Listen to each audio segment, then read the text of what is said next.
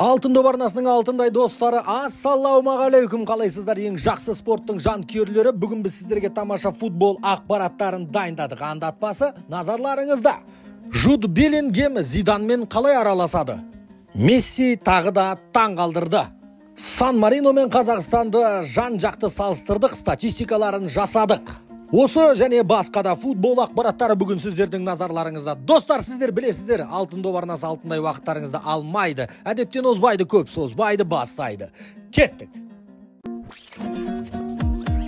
Пари Сен-Жермен жайлы барлық ақпараттарды сіздерге күніге жеткізіп отырмыз. Пари Сен-Жермен Мбаппе кетеді, кетпейді қарамастан жақсы трансферлер қарастыруда. Оның бірі Мұхаммед Салах. Мұхаммед Салахты осы маусымда кеткен Лионель Мессидің орнына алғысы келеді. Және де Салах пен Пари Сен-Жерменнің президенті Насер Аль-Хилальфи Мароккода кездескен, шай үстінде сөйлескен екен. Енді Мұхаммед Салахты қатарларына қосу Пари Сен-Жермендіктерге оңайға соқпайды. Ливерпуль дәл қазір Салахты жібере салайын деп отырған жоқ.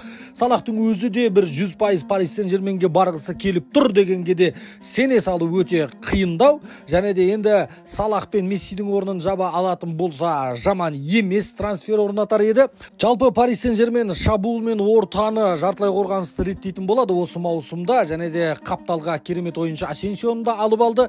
Келесі маусымда Пари Сен-Жермен командалық ойын көрсетеді деген үміттеміз.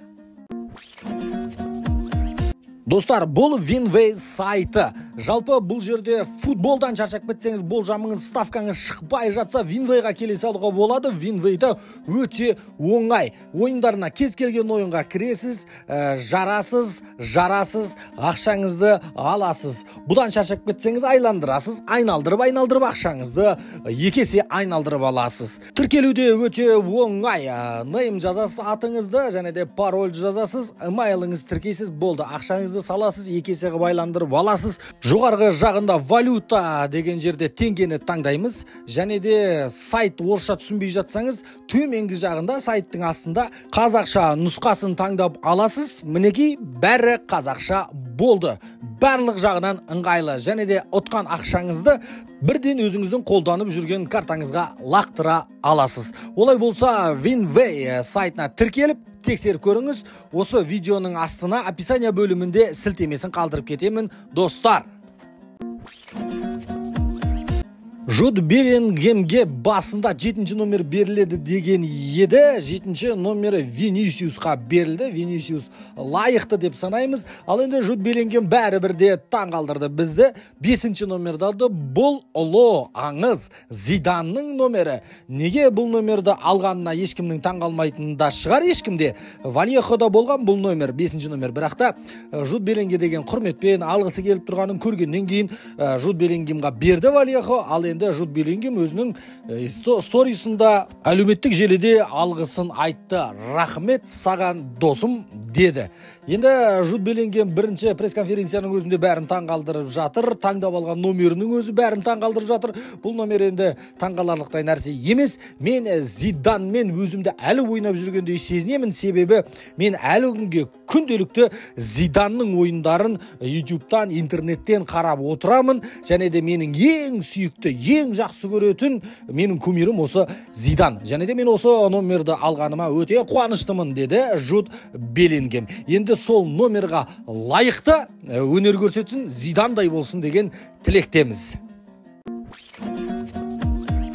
Лионель Месси Аргентинамен турға шықты, және де Аргентина мен Австралия ойнаған болатын. Лионель Месси паспортын ұмытып кетіп, испаниялық паспортпен шығып кетіп, аэропортта бір 2-3 сағатқа тұтқындалып қалды ма, қамалып қалды ма, сондай бір нәрселер болды. Одан кейін барып келді командаға, құрамаға. Бірақ та бұның ешқайсысы Мессиді тоқтатқан жоқ. Месси кеше тағы да бір рекорд қойды. 80-ші минутта Австралияға қарсы өзінің фирменный ударымен айналдырып тұрып сылқ еткізді, әдемі голды. Бұл Мессидің мансабындағы ең жылдам гол. 80 секундта салған, 80-ші. Енді одан бөлек омен тоқталып қалған жоқ. Лионель Месси шоу көрсетті десек те болады өткен ойында. Енді Ең қызығы ортада 3 ойыншыны бірден алдап тастағаны. Жалпы Австралияның защитниктарын қорғаушылардан зорлады десек те болады. Лионель Месси кеше Лионель Месси осымен өзінің әлі бабында екенін дәлелдеп тұрғандай. Бір ғана өкінетін нәрсе бар, ол Лионель Месси Европадан кетіп қалғаны. Бірақ та Мессидің жанкүйерлері Месси қайда жүрсе де сәттілік тілейді және де қолдайды. Біздікі де дәл солай, Мессиға тек қана сәттіліктер тілейміз. Енді ұлттық құрамамен тағы да рекордтарын жаңарта берсін. Ал керемет футболдар қайта оралды. Евро 2024 іріктеу кезеңдері басталды. Бүгін керемет ойын Сан-Марино Қазақстан ойнайтын болады. Жалпы Сан-Марино енді өте осал команда ғой негізінде. Енді мен сіздерге осы Сан-Марино және де Қазақстанды салыстырмалы түрде статистикаларын айтып өтейін. Сан-Марино рейтингта 211-ші орында тұр. Ал Қазақстан рейтингта 112-ші орында тұр. Жалпы Сан-Мариноның ұлттық құрамасында 23 ойыншы бар екен, Қазақстанның ұлттық құрамасында 27 ойыншы бар екен. Енді осы екі ұлттық құрамада жүрген ойыншылардың бағасы қандай? Жалпы Сан-Марино ұлттық құрамасының ойыншыларының барлығын қосқандағы бағасы 820 мың евро болады екен. Ал енді Қазақстан ұлттық құрамасының барлық ойыншысының бағасын қосқанда 820 мың емес, 21 миллион евроны құрайды екен. Енді осы екі ұлттық құраманың ең қымбат ойыншыларын айта кетейік. Сан-Мариноның ең қымбат ойыншысы Никола Нани 100 мың евро тұрады екен. Ал енді Қазақстан ұлттық құрамасының ең қымбат ойыншысы Бахтияр Зайнутдинов 6 миллион евро тұрады. Енді айырмашылықтарды өздеріңіз көріп отырсыздар ғой, қандай екенін. Жалпы бүгінгі ойынның фавориті, жеңімпазы Қазақстан ұлттық құрамасы. Бұны букмекерлер де көрсетіп жатыр, бәрі көрсетіп жатыр. Сондықтан да бүгін қиналмай біздің ұлттық құрама, біздің жігіттер ойсырата ұтып тастайды деген үміттеміз, және де біздің жігіттер өте жақсы келе жатыр бұл жолда. Тек қана сәттіліктер тілейміз. Сан-Марино Қазақстан ойынын Қазспорт телеарнасы Астана уақытымен 12:30-да 00:30-да көрсететін болады. Баршаларымыз бірге Қазақстан ұлттық құрамасына жанкүйер болайық. Тағы да бір айта кететін жайт, достар, бүгін Қазақстан ұлттық құрамасы жап-жаңа формамен алғаш рет алаңға шығатын болады. Ал енді сіздер осы видеоның астындағы описаниядағы сілтеме бойынша Винбейға кіріп тексеріп көрсеңіздер болады. Ұмытып кетпеңіздер. Ал енді бүгінгі жаңалықтарымыз осындай. Ұнаса лайктарыңызды басып, бүгінгі жаңалықтарға қатысты ой пікірлеріңізді комментарияға жазып отырыңыздар. Ең бастысы бізбен бірге болыңыздар. Ертең тағы да тамаша жаңалықтармен жүздескенше назарларыңызға рахмет, достар. Вы хотите, чтобы я все выложил? Ну, давайте завтра дождемся стартового нашего состава. Вы узнаете, в принципе, план на игру сверстан. Мы тренировали то, что хотим сделать именно в этой игре. Да.